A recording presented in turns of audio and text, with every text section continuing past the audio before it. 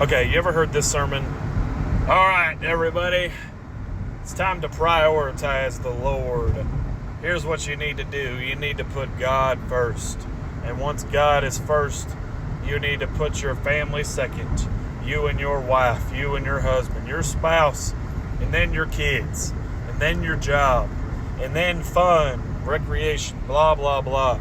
If you think about it, stick with me here, that's not really possible because you feel like your job obviously does come first.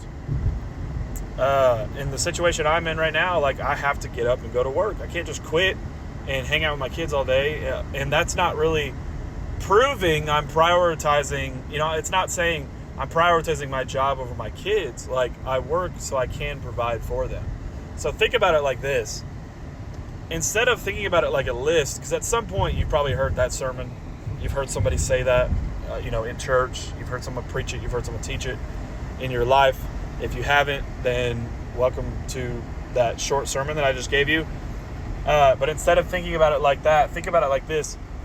It's not just a list. It's not just a checklist in a priority list. It's putting God in the middle of all of those.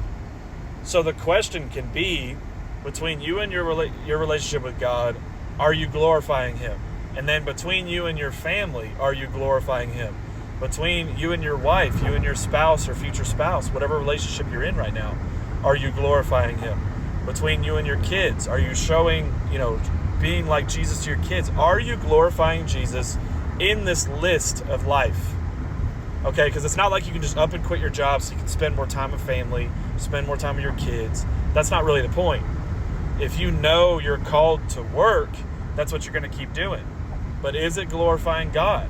Are you compromising your relationship? Are you compromising your time with the Lord because of, not really even time, but just your intentionality?